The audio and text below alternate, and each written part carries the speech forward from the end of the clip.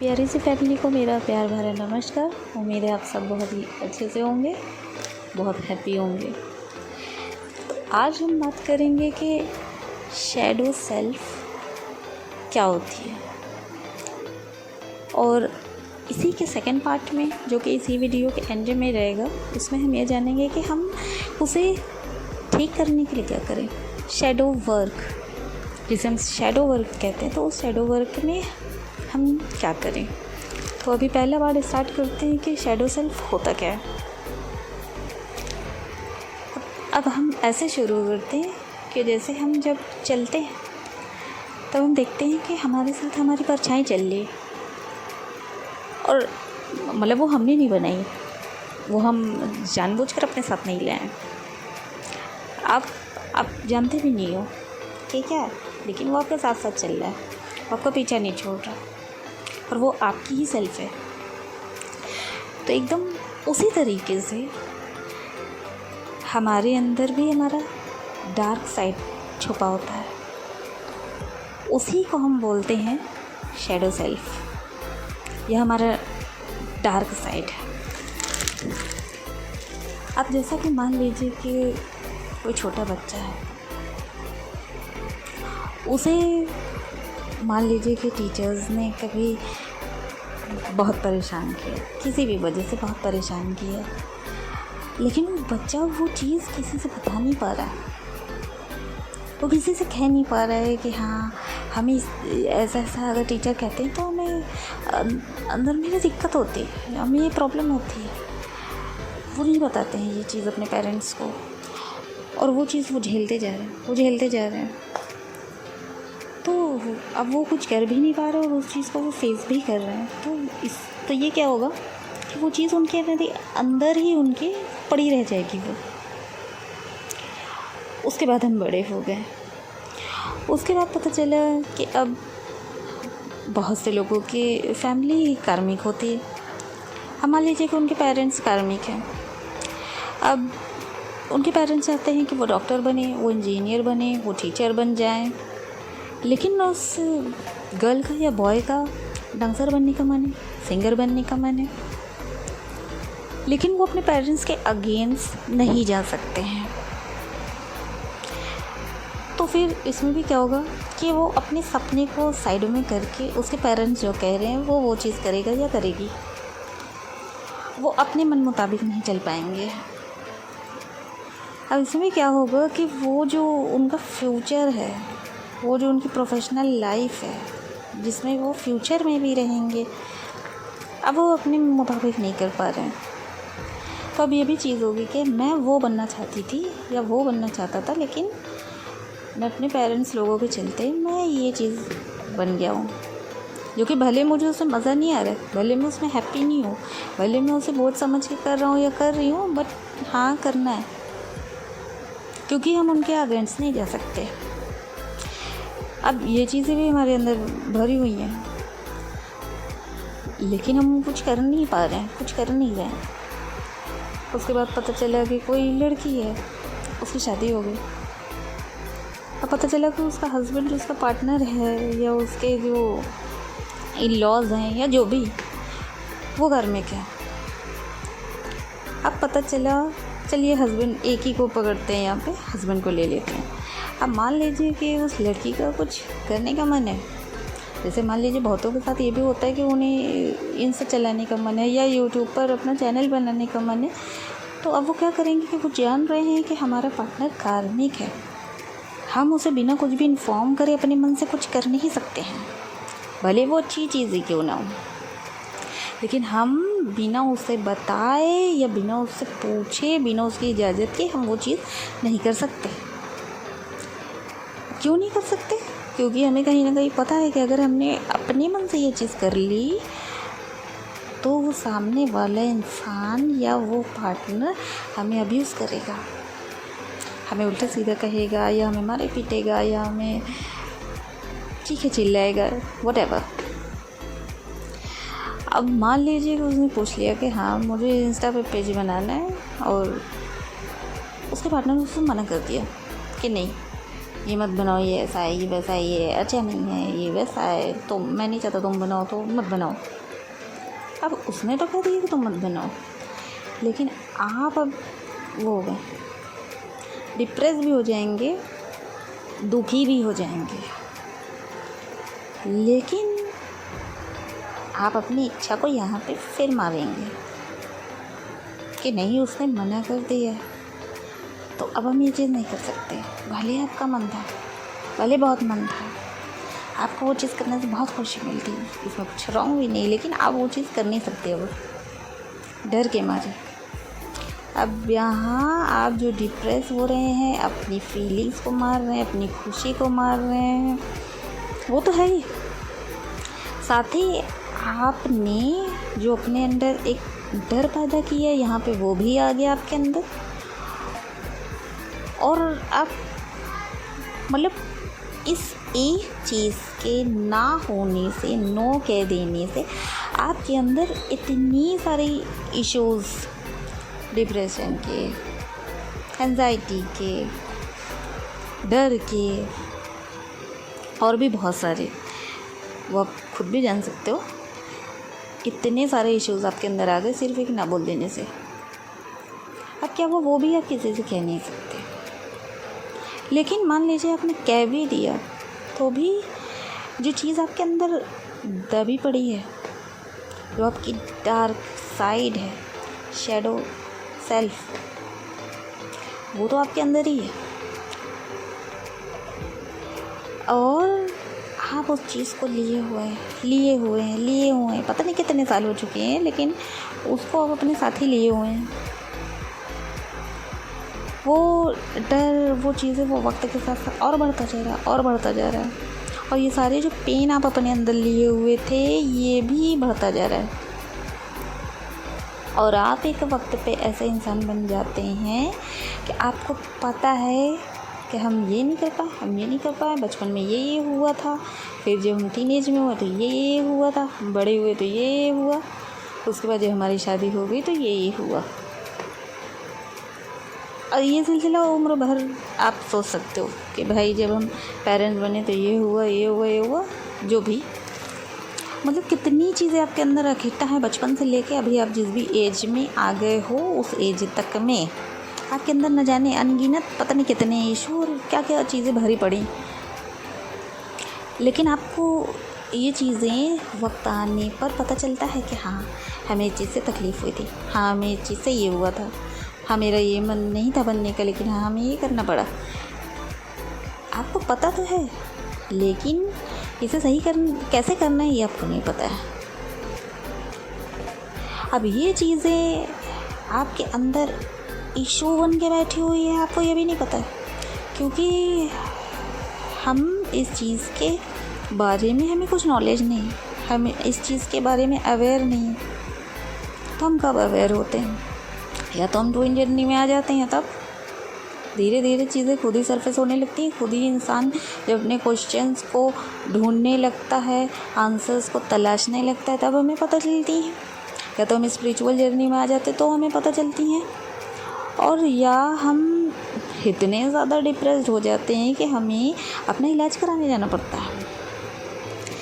तब जब हम डॉक्टर्स के कांटेक्ट में आते हैं, या मेडिटेशन के लिए डॉक्टर्स बोल देते हैं, या जो भी, मतलब इतनी चीज़ों से जब हम सफ़र करते हैं तो हम जान पाते हैं कि हाँ, ये सारे इश्यूज़ हमारे अंदर हैं, ये सारी हमारी डार्क साइड हमारे अंदर है।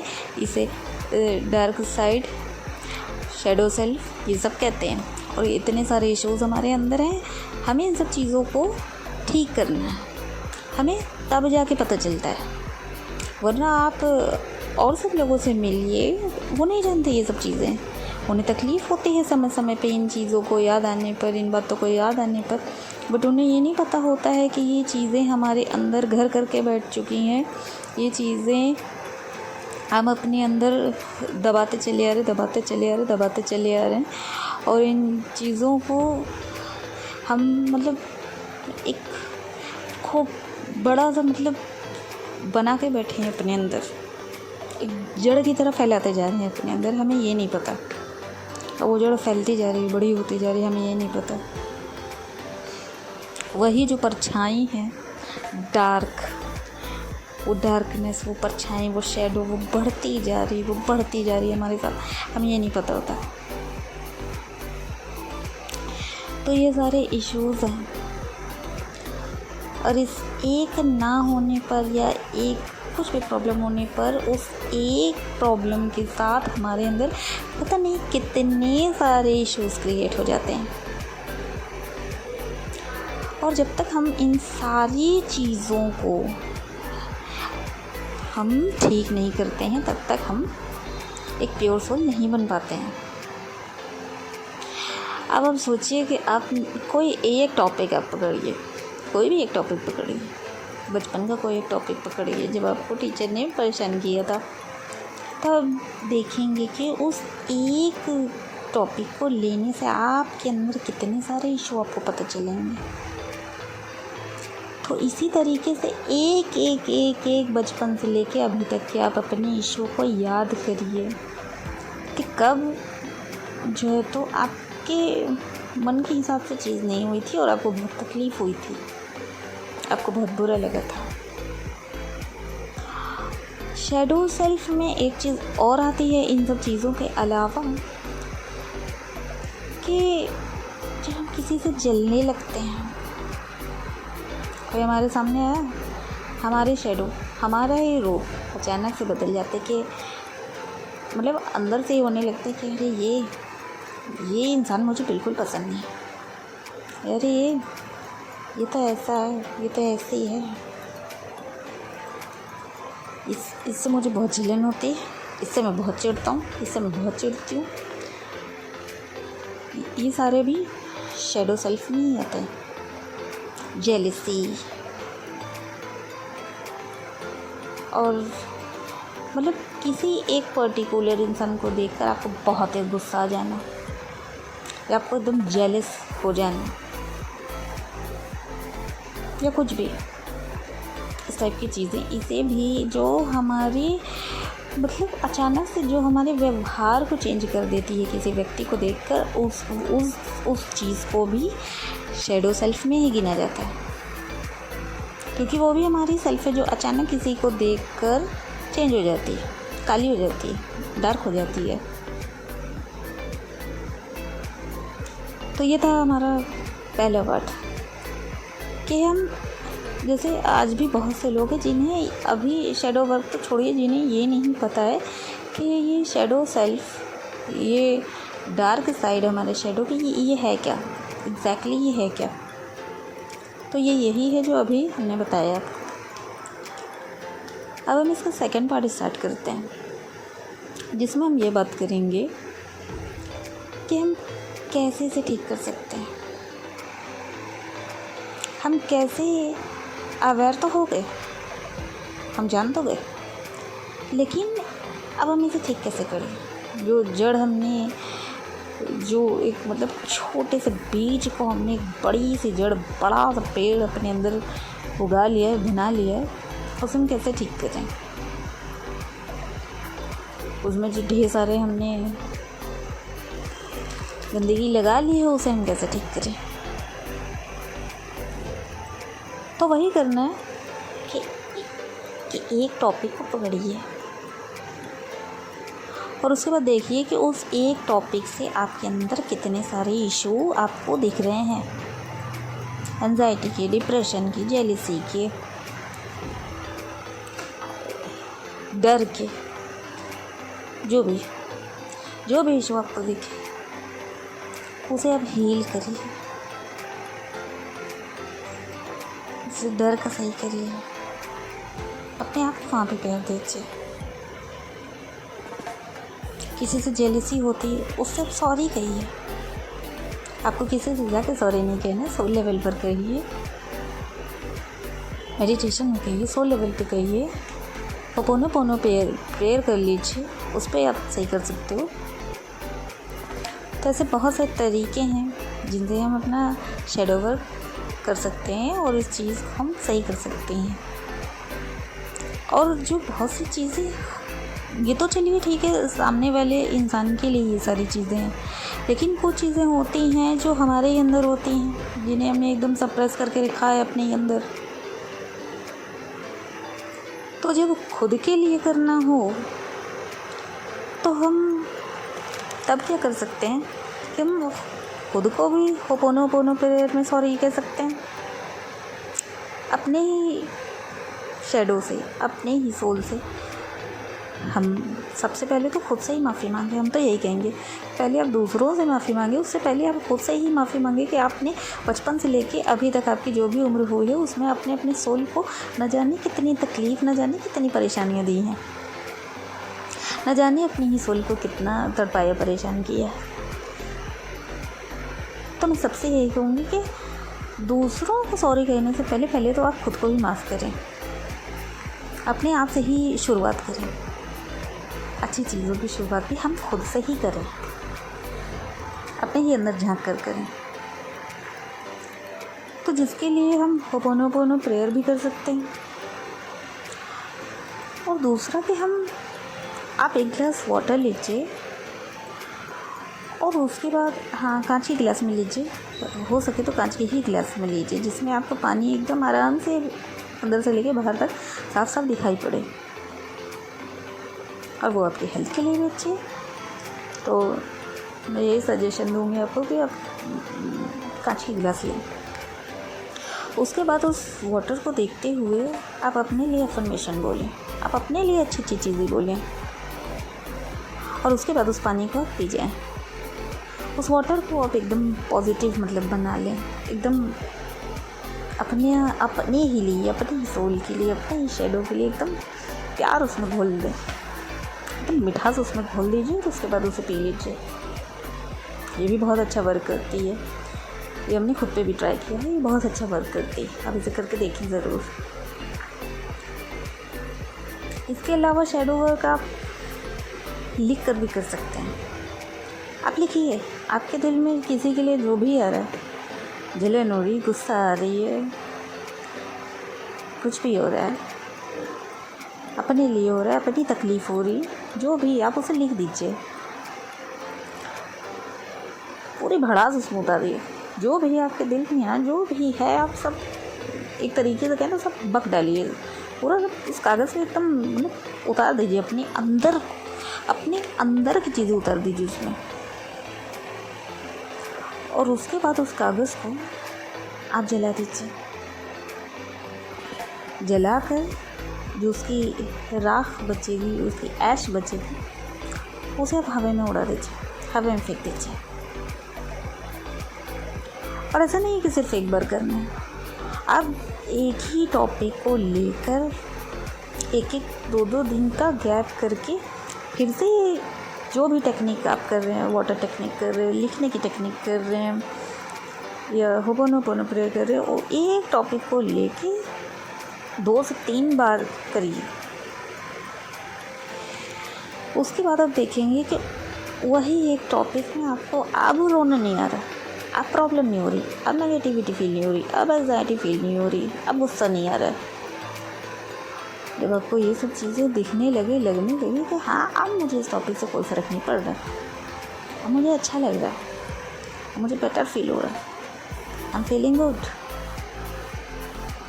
अब लग रहा है कि हमारे अंदर अगर किसी से जेलसी है तो अब लग रहा है कि नहीं, अब हम उसे जब देख रहे हैं ना, अब अच्छा लग रहा है अंदर, अब जेलसी नहीं फील हो रही, अब गुस्सा नहीं आ रहा उसको देख के।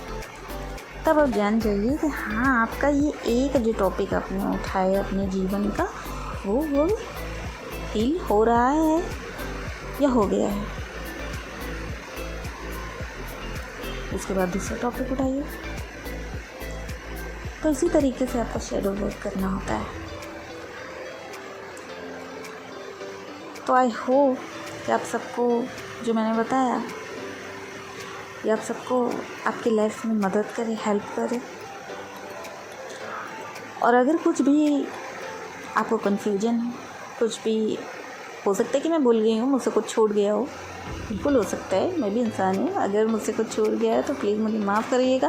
और अगर मुझे कुछ याद आता है तो मैं इसका सेकंड पार्ट भी बना दूँगी, और किसी भी वीडियो में मैं ज़रूर बता दूँगी।